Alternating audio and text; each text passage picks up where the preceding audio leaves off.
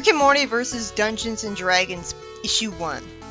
We started with some teenagers in Morty's school whispering about the fact that they barely made out alive, and one of their friends is down to her worst spells, like color spray.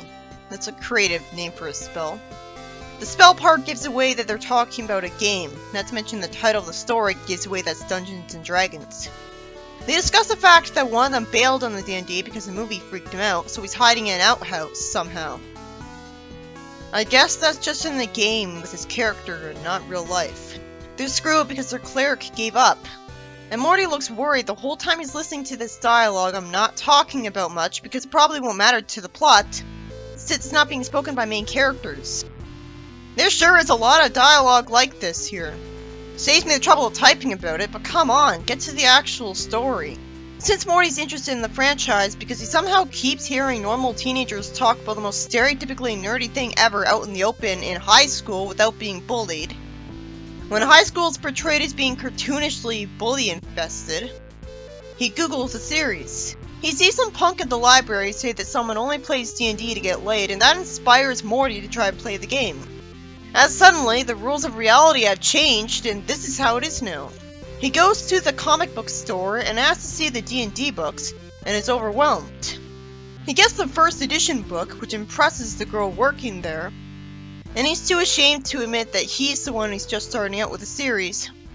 When obviously that'd be simpler instead of requiring him to awkwardly lie about which class he likes to play, and potentially getting caught in his own lie down the line. She guesses that his favorite class is Rogue. Well, he is lying to her. I wish there was a thought bubble explaining that the reason she assumes this is that he looks and sounds like a wimp, and so he'd feel more compelled to be a rogue for the fullest degree of escapism. Because he won't even be constrained by morality rules. He's invited to her latest game on Saturday. He's asked if he's free, and says the surprisingly smooth line on the spot, "I don't know about free, but you can get me pretty cheap." Why can't Sonic have lines that clever? Too bad he's not being clever. If he was, he'd realize that this plan is doomed to humiliate him by outing him as terrible at D&D. He has to practice and get good at it before Saturday to avoid that. So I'm hoping that's his plan. After all, he bought the book to get good at it in the first place. At least I can easily forgive Morty being dumb because that's supposed to be his character right from the start. He's not an action hero, who I would expect to be cool and therefore competent. Although he does go through a lot of dangerous situations and ends up being smart enough to survive them. But he doesn't look like an action hero. Naturally, Morty gives up because it seems way too overly complicated, and decides to turn to Rick for help. I don't blame it because from what he's reading, that just looks obnoxious. The saving throw DC equals 8 plus your proficiency bonus plus your strength or dexterity bonus. This is why D&D is considered to be for nerds. It's not because it's fantasy. I love fantasy. It's for nerds because it's so needlessly complicated that you have to have a lot of confidence and determination to get to know it. And it looks extremely off-putting to a newcomer because there is so much to it, it's ridiculous. Okay, Archie Sonic had a lot to it as well, but it's not this bad. It's not like there's constantly dialogue that's impossible to understand at first glance. At least when I first started out, it kept things simple. It was clearly for kids, and it was like episodic stories. Anyone can assume that the Dark Legion is a big bad guy team. The Dark Legionnaires are obviously bad guys. Knuckles' mom makes it obvious what she is by how she interacts with him, and the comic recaps all the time, and so who even needs some memorized shit to understand it? With this, it's just gibberish. I guess there's a trillion different types of saving throws. But still, you'd think it'd have a name that'd tell you what it means. Saving throw sounds like a sports thing. I guess from how much Morty's able to go on here, it's gonna be revealed that it was all for nothing because Rick wasn't even listening to what he was saying. Maybe because Rick is so self-absorbed, so normally he'd interrupt him earlier. I like that Morty said that Rick had helped him write a book report on Great Expectations even though he hadn't read it yet. He asked him to do that again, but put 4 books in his head. He's smart enough to think that it could be with a pill or cyber hat this time. Being around Rick does make him smarter in the sense that he can easily think of new invention ideas, if not know how to make them. That's at least step 1 to being a genius inventor. He reveals that Rick had helped him earlier with a brain eel, and says that he wants to catch a smaller one that could simply go into his ear. because he didn't like the way the last one went in or came out. He tells him his motivations, and Rick is genre savvy for once. He reminds him of when he got a certain part of his body stuck in a shampoo bottle and came to him for help. I don't even know why that happened. No wonder he was disappointed. I don't buy that any language could have 80 words for disappointment. Even 10 is stretching it. He says that even 3 days later, Morty had the same problem again. Morty says that Rick is showing a mathematical proof that if he ever got disappointing him that much again, he'd die. I guess he faked that proof, because that's not quantifiable. He tells Rick that he brought dice. Unfortunately, Rick does a complete 180 when I thought he wouldn't help him because every time he helps him, it backfires somehow. I thought that was his point, and that was where he was going. So he just went on a complete non-sequitur tangent then. He tears up calling him my boy and hugs him, saying that he takes back some of the things he said about him. It's weird to see him do that, but it's also one of the most heartwarming moments he's ever had with him. It shouldn't be surprising that he's into D&D because he's a genius, meaning he's a nerd. Of course a genius would feel confident enough that he could get to understanding something needlessly complicated. And if he doesn't feel guilty about wasting his time at Blips and Chits for fun, he won't think D&D is a waste of his time either. He says he's an expert. It's just a bit surprising because the show also tries to portray him as cool sometimes. Like, at least in the sense that he's a drunk who's a partier. Rick says he made a bard back in the old days when it meant something, and then burned that character because bards suck. In retrospect, it really means a lot that he actually told Morty he made a bard. Doesn't the next D&D story arc contradict this, and Morty's surprised to learn that he made a bard? Morty says he'd rather play a rogue. Rick says, "I love you, Morty. This is a special day. You're making Grandpa Rick proud." Of course he's proud of him for wanting to be a rogue. Rick's a rogue. But he wants him to be a better man than him, doesn't he?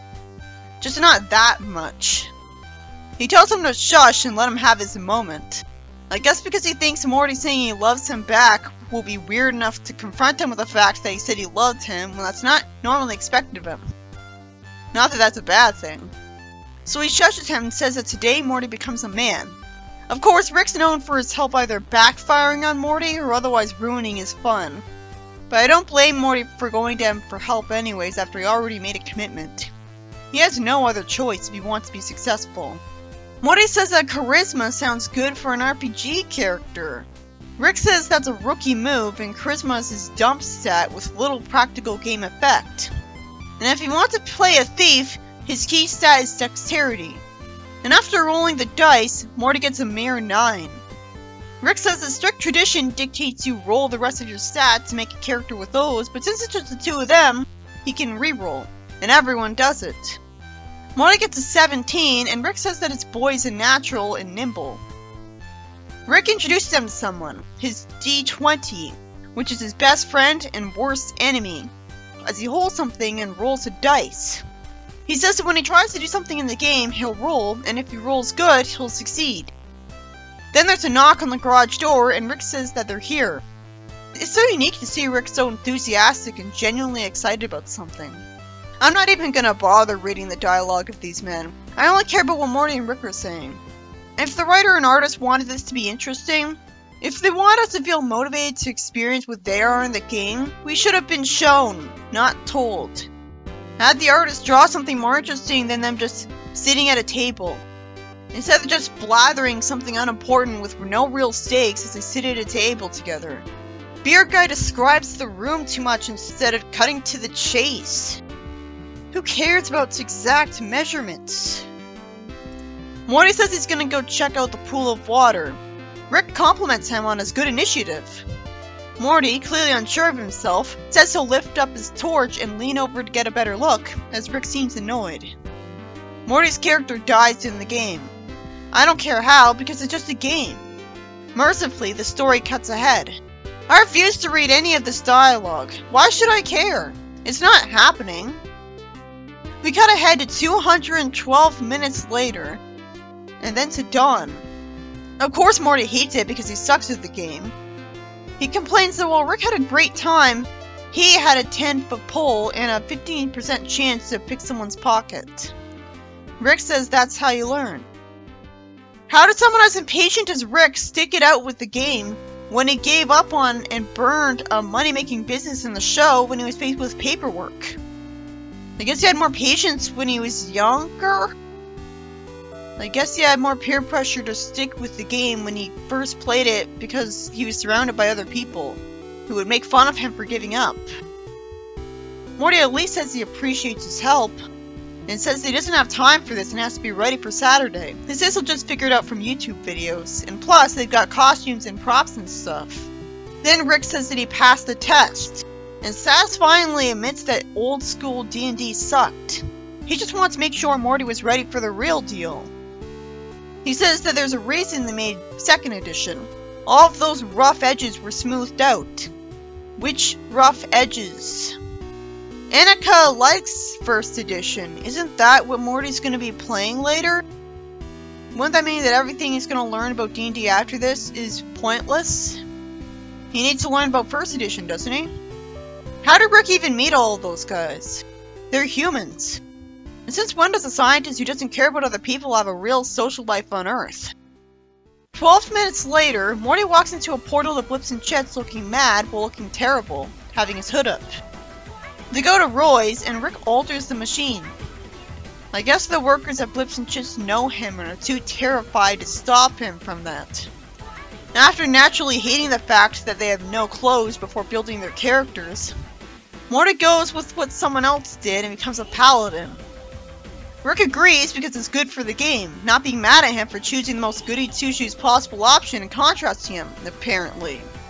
That's surprising and heartwarming. He says it's a good armor class with a little magic and healing. He makes himself a wizard, of course, because that's him. It'd be a pretty terrible way to use Rick as a character if he wasn't a wizard. At that point, you might as well not have him there at all. You shouldn't, in fact. Yeah, I've already read most of this arc, and you can guess where I stopped. Rick can directly choose his intelligence level in the game, which is cheating, not real D&D.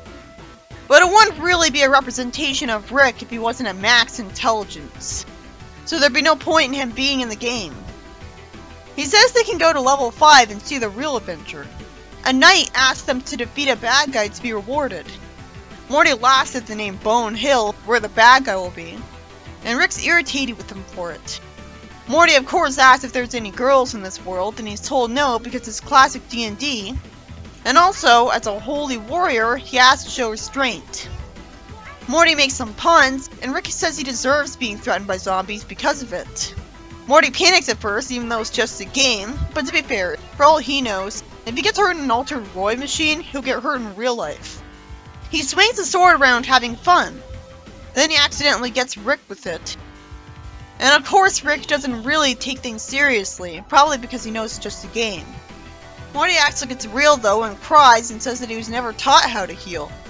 He should have taught him how to heal then. Rick tells him to whom instead of saying who to pray to. And Rick dies in the game because Morty was somehow too stupid to just imagine him as not hurt anymore and move his hand.